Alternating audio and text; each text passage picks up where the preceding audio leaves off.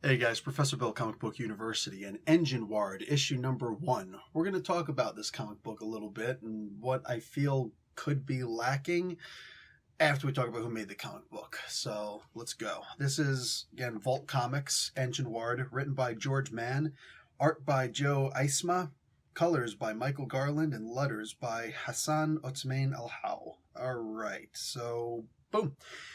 Starts off in the desert someplace. Looks like a fantasy setting. This dude's got a crossbow and some bolts across his back.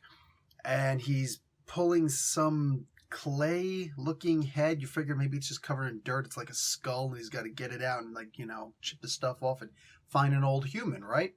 Pulls this thing out. And then this monster attacks. It's this giant, sandworm. Like something out of Dune, practically, Freaking dude, this thing comes out of nowhere, just starts chomping down the people, but it's taken down by an electrified crossbow. So I'm thinking it's either magic or some kind of tech. It seems like it's more some kind of a tech. They get back, turns out it's some kind of a tech. There's something going on with the Zodiac Code because, just when this book started to get real dragging, you suddenly see, some booty. So there's some girls, and they're all in all these poses trying to, it's like, oh, they're naked. But they happen to be in one of those convenient positions where you can't tell that they're actually naked. Nah, come on, man. Put up or shut up. There's a couple of, naked booties, whatever. If you're interested in that kind of thing, enjoy. But, I don't know, man. The guy's name is, he's hanging out with, he's Cancer, she's a Gemini. And they're talking about Zodiac stuff, and they meet up with the rest of the Zodiac crew, and then they're supposed to take their place at a table. Nothing else becomes of that. Then we go back to the dude. He comes back, and his girlfriend, I guess it was. I don't remember. I started kind of dozing off a little bit while I'm reading this stuff.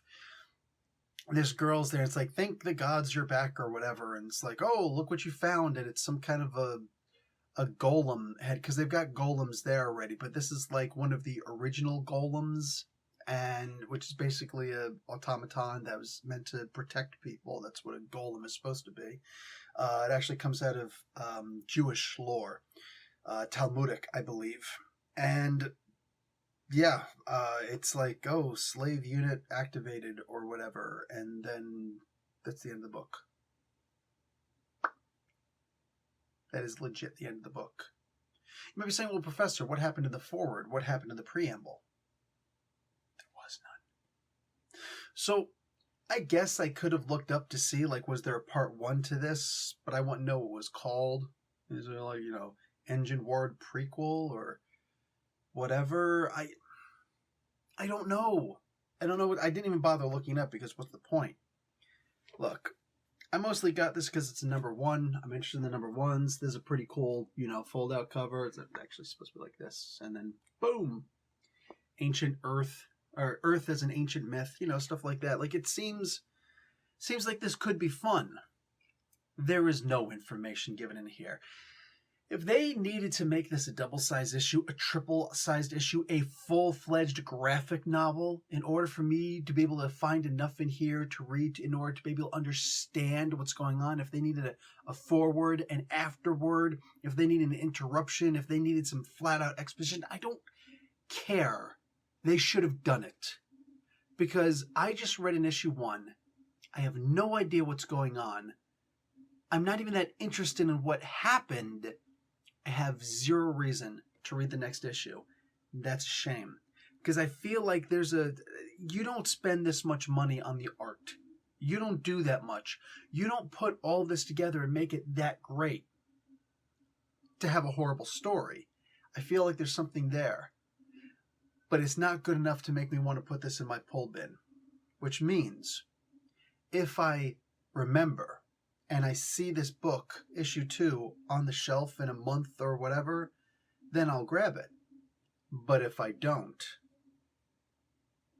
and that's what usually winds up happening with books like this, they just don't snatch us and grab us and hold us tight.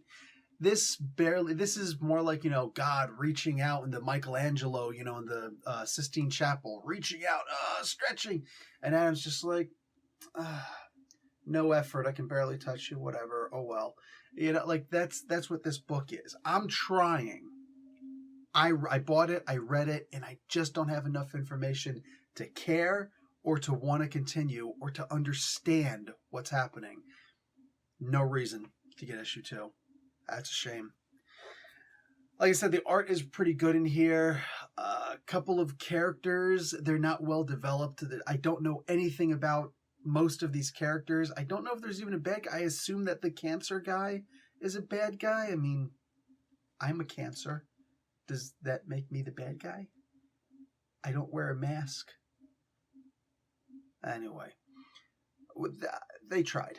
They tried. But if they needed to make this longer and do a forward and stuff like that, or even if there was like a series that came before this, say it.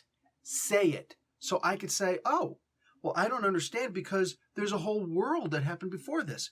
This way I can go back and say, oh, well, all I have to do is go and buy the trade paperback and I could read up it. Because I would if it was in this, but it wasn't. This is all we have, and it's not enough of anything. Great art, though. Anyway, guys, I'm out. Professor Bill, Comic Book University. Class dismissed.